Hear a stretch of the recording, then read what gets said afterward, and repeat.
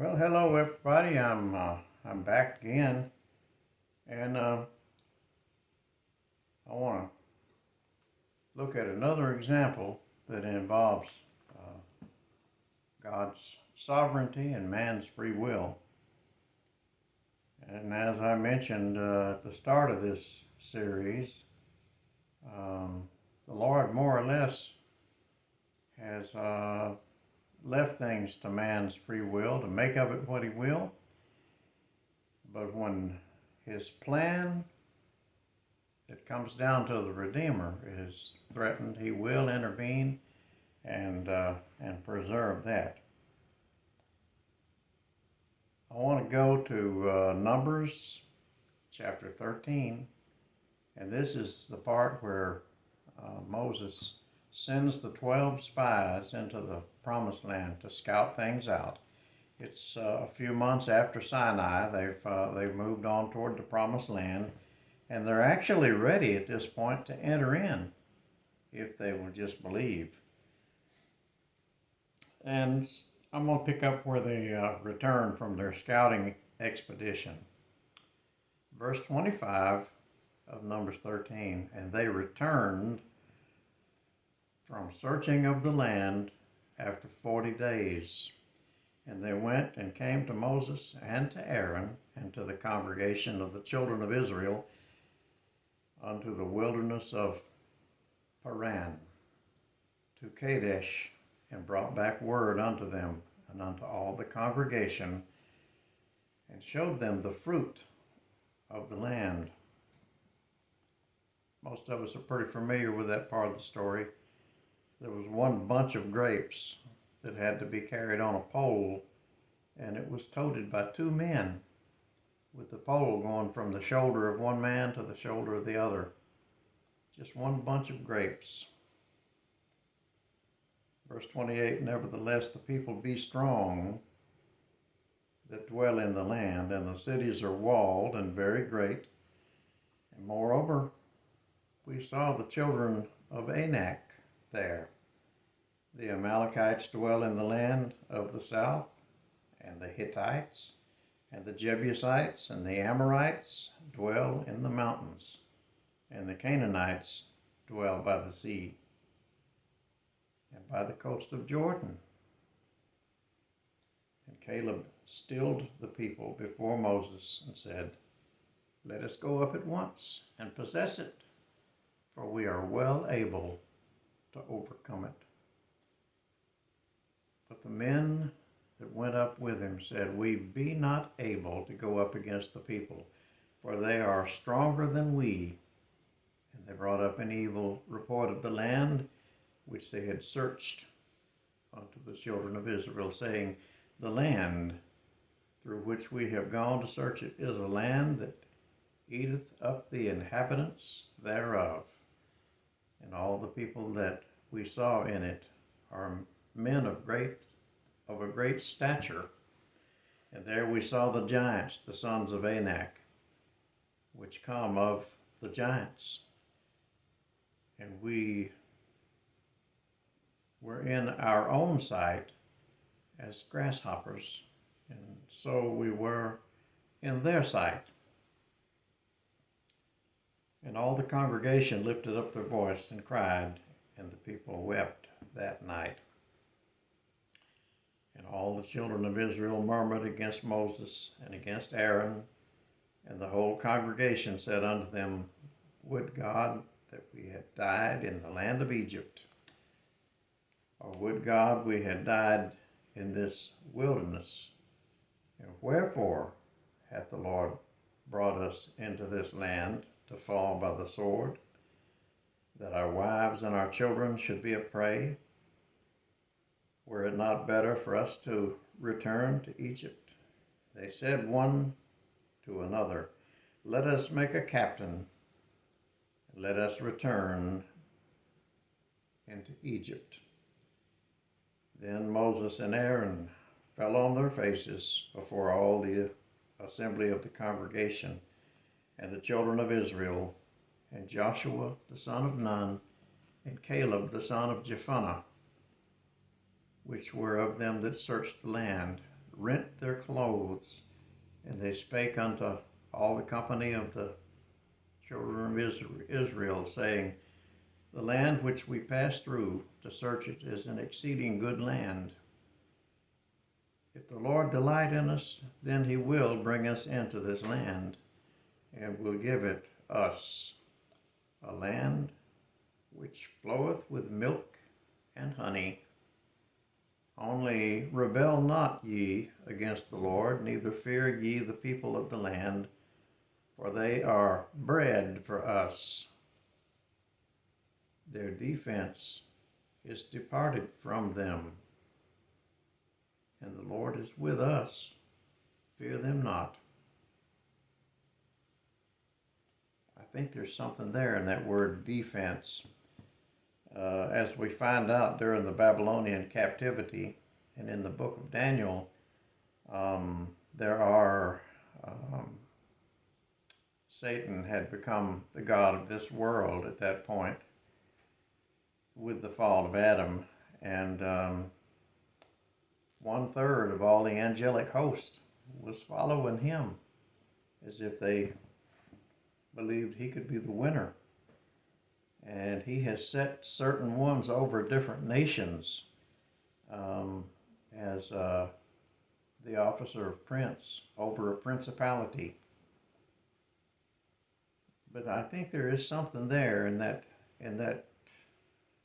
phrase that Joshua and Caleb used.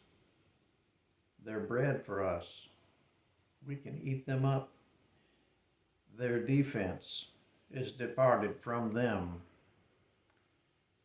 I have to wonder if the demonic princes that were over that part of the world, over the promised land, over these different tribes, they see the new nation of Israel approaching, accompanied by this tabernacle and a pillar of smoke. I just have to wonder if they didn't kind of give way there. Verse 10, but all the congregation bade stone them with stones, and the glory of the Lord appeared in the tabernacle of the congregation before all the children of Israel. And the Lord said unto Moses, how long will this people provoke me? And how long will it be ere they believe me for all the signs which I have shown among them? I will smite them with the pestilence and disinherit them, and will make thee a greater nation and mightier than they. And Moses said unto the Lord, then the Egyptians shall hear of it, for thou broughtest up this people in thy might from among them, and they will tell it to the inhabitants of this land. For they have heard that thou, Lord, art among this people, and that thou, Lord, art seen face to face, and that thy cloud standeth over them, and that thou goest before them by daytime in a pillar of a cloud, and in a pillar of fire by night. Now, if thou shalt kill all this people as one man, then the nations which have heard the fame of thee will speak, saying, because the Lord was not able to bring this people into the land which he sware unto them. Therefore he hath slain them in the wilderness. And now I beseech thee, let the power of my Lord be great, according as thou hast spoken, saying, the Lord is long-suffering and of great mercy, forgiving iniquity and transgression, and by no means clearing the guilty, visiting the iniquity of the fathers upon the children unto the third and fourth generation. And as we saw before, that was qualified upon those people that hated him. And of course, later on in Psalm 81, these people that refused to hear his voice were called the haters of the Lord. Verse 19, pardon, I beseech thee, the iniquity of this people according to the greatness of thy mercy, and as thou hast forgiven this people from Egypt even till now. And the Lord said, I have pardoned according to thy word. But as truly as I live, all the earth shall be filled with the glory of the Lord. Because all those men which have seen my glory and my miracles, which I did in Egypt and in the wilderness, and have tempted me now these 10 times, and have not hearkened to my, guess what? My voice. Surely they shall not see the land which I swear unto their fathers, neither shall any of them that provoked me see it. But my servant Caleb, because he had another spirit with him, and hath followed me fully, him will I bring into the land whereinto he went, and his seed shall possess it. Now the Amalekites and the Canaanites dwelt in the valley. Tomorrow turn you and get you into the wilderness by the way of the Red Sea. And the Lord spake unto Moses and unto Aaron, saying, How long shall I bear with this evil congregation, which murmur against me? I have heard the murmurings of the children of Israel, which they murmur against me.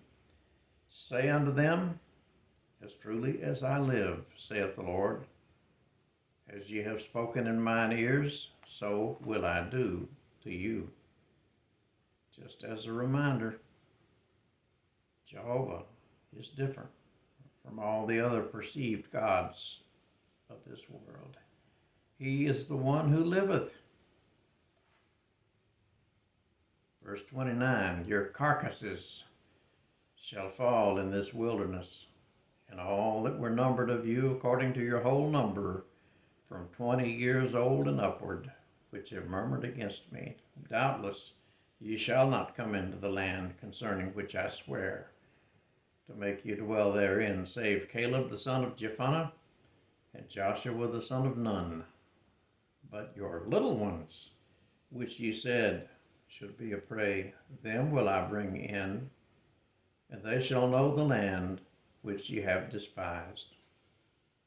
But as for you, your carcasses they shall fall in this wilderness, and your children shall wander in the wilderness 40 years and bear your whoredoms until your carcasses be wasted in the wilderness. After the number of days in which you search the land, even 40 days, each day for a year, shall ye bear your iniquities, even 40 years, and ye shall know my breach of promise.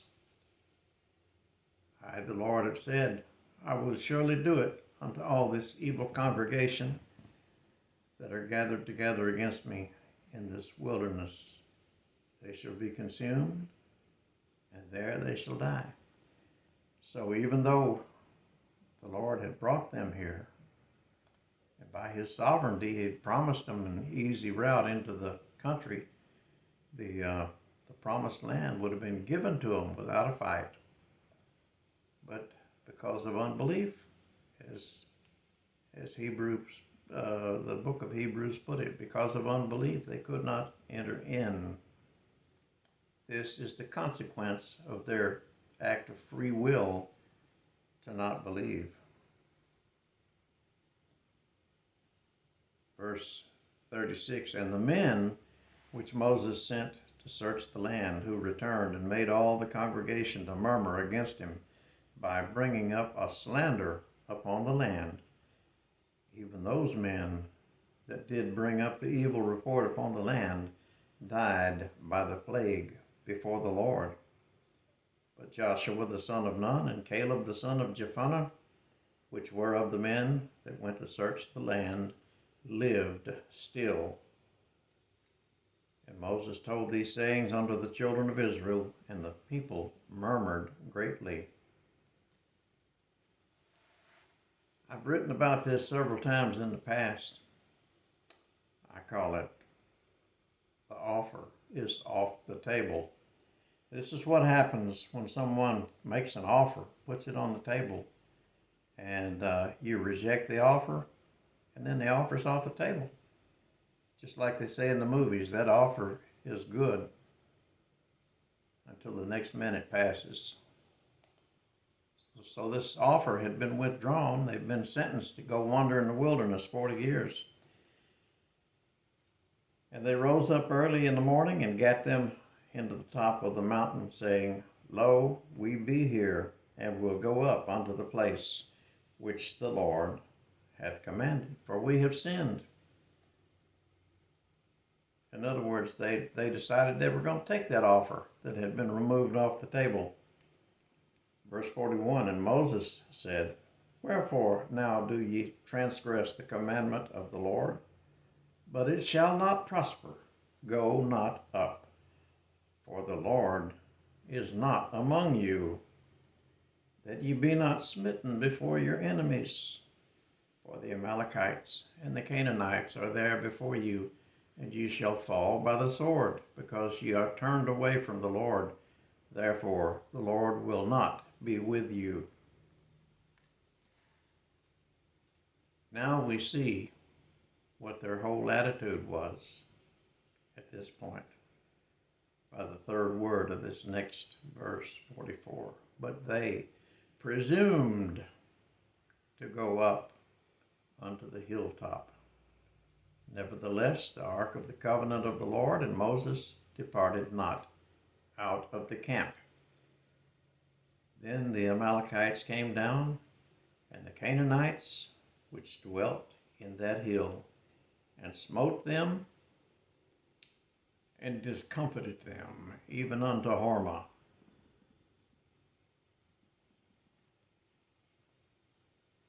And of course, Moses reminds the people, we told you not to go up. And from that point, they